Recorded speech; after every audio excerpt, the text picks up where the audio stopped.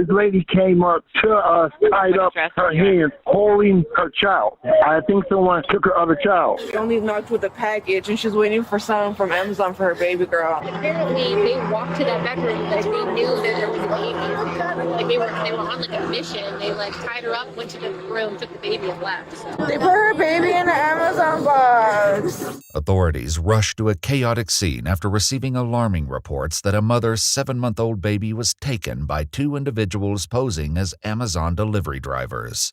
As the investigation unfolds, shocking discoveries bring them one step closer to uncovering the suspects, whose true identities they never saw coming. A few months ago, he called her, and she had mentioned that she could make money by selling a kid. The following report is based on official police records, and the footage has never been seen before until now. Please note that all persons charged with a crime are presumed innocent unless and until proven guilty in a court of law. In Federal Way, Washington, on February 20th, 2024, officers began to receive multiple 911 calls from the Mariposa apartment complex just 20 miles south of Seattle. Hi, I had someone come to my door with a rag on her face, like a rag on her mouth and like a zip tie. Okay. And she just, I don't know, she's telling me that her daughter got lost or someone took her daughter. And I didn't let her in the house because I got scared I was going to get kidnapped or something.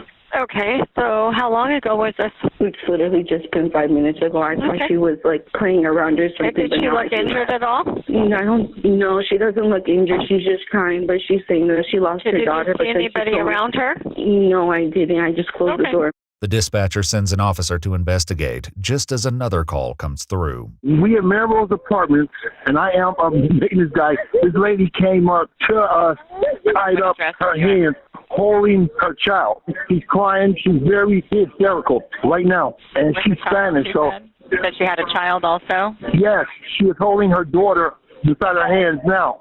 Okay, you don't see anybody with any weapons right now? I think someone took her other child. Is she able to tell you what happened? She's speaking Spanish, so I don't understand it.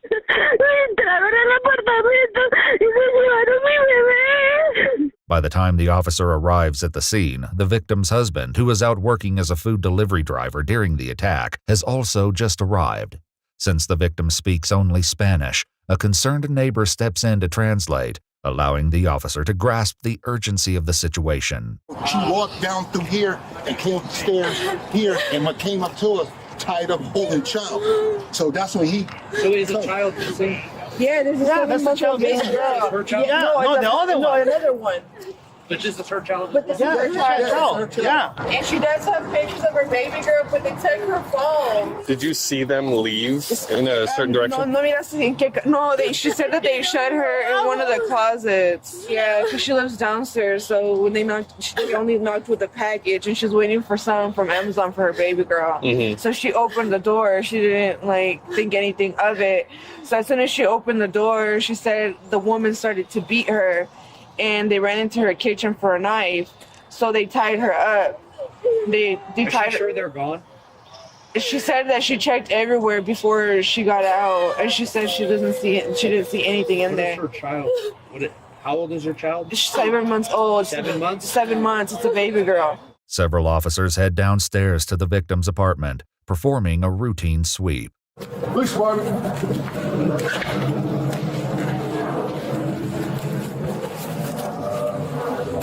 Hold on, just hold that.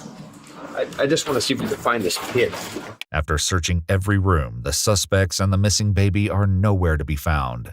Meanwhile, the neighbor continues to translate as the victim describes her attackers. Oh, she said that the girl was wearing a ski mask. It looked like a snow one, like the type that someone would go to skiing. In her house. Inside her house? Yeah, inside her house. The man was tall. He had some sunglasses on.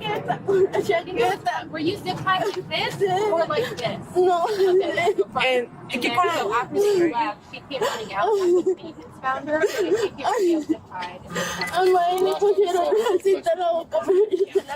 Oh, and they also duct taped her baby's mouth. The baby that they took? No, the little girl that he has. A Spanish-speaking officer arrives at the scene and takes a more detailed statement from the mother, before filling in the other officers on what he's learned. Let me catch you up real quick. So she's at home with her 2 kids, husband's at work, knock on the door. These 2 folks show up holding a big Amazon box. She's never gotten an Amazon package before. She opens the door for them. They start punching her, they push her down, they tied her up. She's got injuries consistent with that. They snag her baby, put it in the box, and then they shove her into one of the other bedrooms where she's holding the other kid. She didn't get much, didn't say anything, just like be quiet. And then they left. Did she ever see the suspect? No idea why they picked her. Has she been out anywhere, or did they have followed her? According to the victim, she only moved into the apartment 8 days ago, and no one but immediate family knew her address. Where was the baby when they went into the apartment room? She said they went like right. She even said like they went right for the room. I don't know how they knew that's where the room was. Have you or your husband had anybody over visiting? No. Solo tienen otro día aquí, va? Yeah, they've only been here 8 days. It's so odd that they would know where to go for the baby.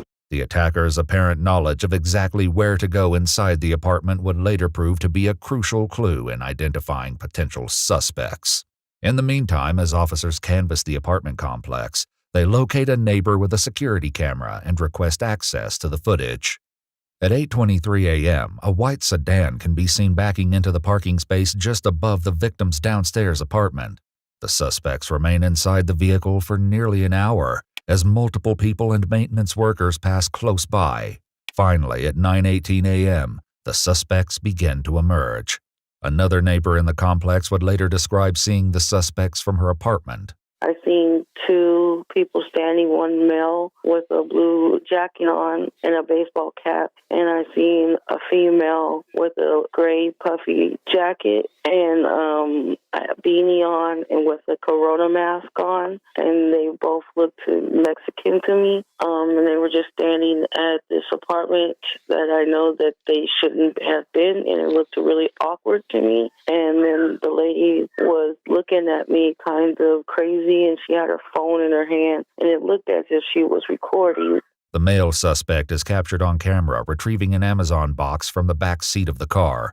After that, both suspects vanish from view for nearly 20 minutes before reappearing on camera. I saw those same 2 people moving really fast to their car, holding a red bag that looks something like a Uber Eats bag to keep the food warm. Almost like a cooler, like a Southside cooler? Yeah. Okay. And the male is the one holding it, and the woman, she was really rushing to the car. She jumped in the passenger seat, and then the male, he went around the car. He was going to go to the back door, but for some reason, he didn't put the bag. Looked like he was going to put it in there, but he had a second thought for some reason and brought it up to the front. Then after that, they took off really fast.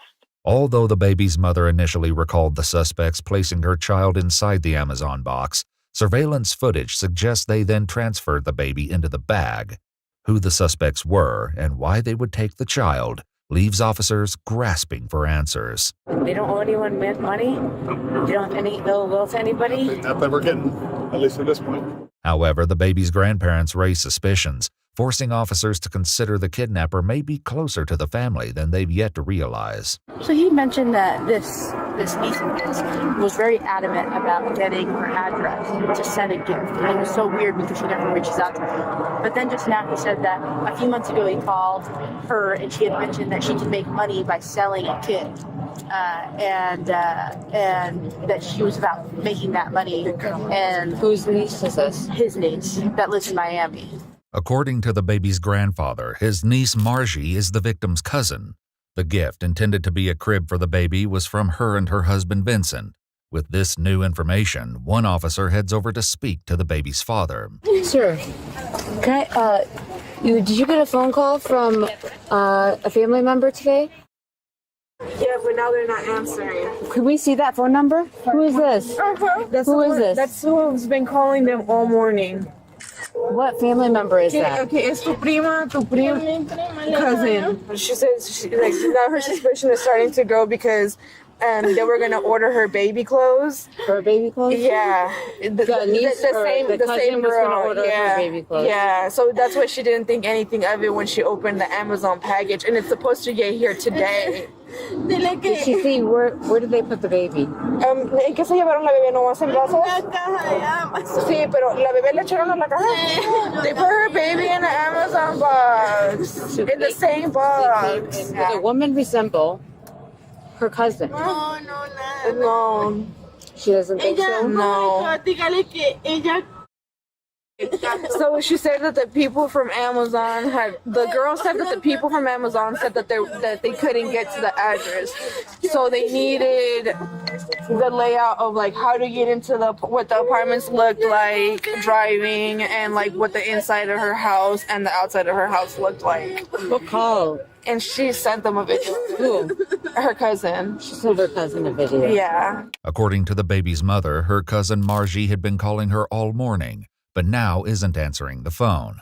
As the translator continues to explain, it isn't the only glaring red flag. And she did mention that she deactivated all her social media. Who did? The cousin. When?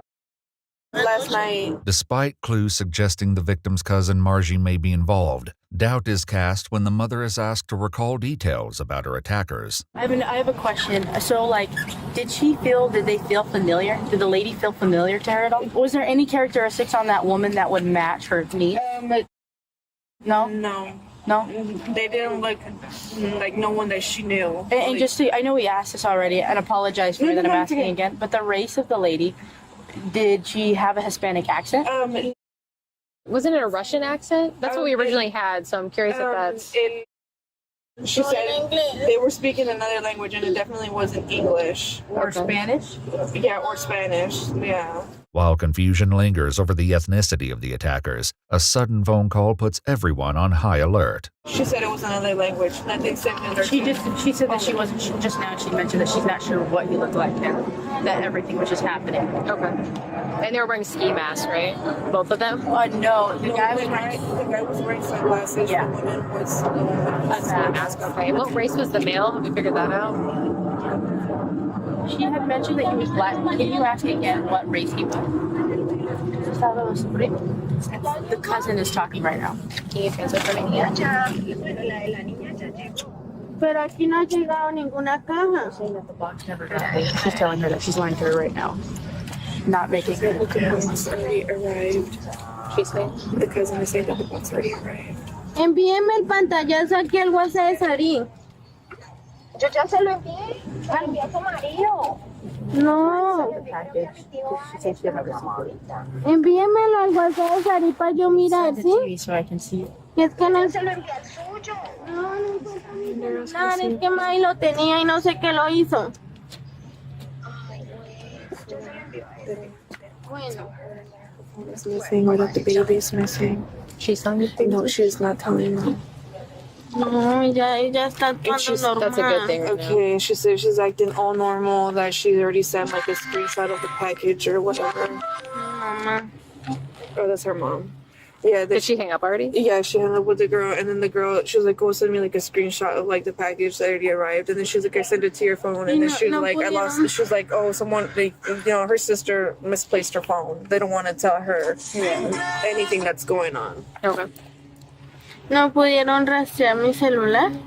But I guess she's still... If there's any way that you can track the phone. That's what we're working on right Okay, now, eso yeah. lo que están intentando hacer es rastrear tu celular. According to multiple news reports, police were able to trace the victim's phone, which the suspects took with them after the attack. That, in conjunction with license plate readers, led to the car being located driving on the highway about 4 hours after the attack was carried out. The baby was unharmed and reunited with her mother. The victim's cousin, 24-year-old Marlly Jarina Ardila-Urrego, along with her husband Chun Vincent, were arrested. With the help of a translator on speakerphone, detectives read Marlly her Miranda rights and begin to question her. Can you explain why they brought you here? Ellos deben de saber por qué estoy acá. You must know why I'm here. Well, I'm here to ask you why you think you're here and why we're here. I'm basically trying to get your side of the story. Pero no voy a responder nada hasta que no tenga un abogado. I won't answer anything until I have a lawyer. Though Vincent also declined to speak with detectives, he did have a question for officers as he was prepared for transport to jail. Can I ask you one thing? Yeah. How is the baby? The baby's fine. Where's the baby? No one's going home. Home? Yeah. I'm the biological father. Okay, we'll talk about that later. Both Marlly and Vincent were charged with first-degree kidnapping, robbery, burglary, assault, and second-degree assault of a child. Their bail was set at $750,000 each. They each entered a plea of not guilty and are being held at the Mailing Regional Justice Center. Their trial is set to take place on March 17, 2025.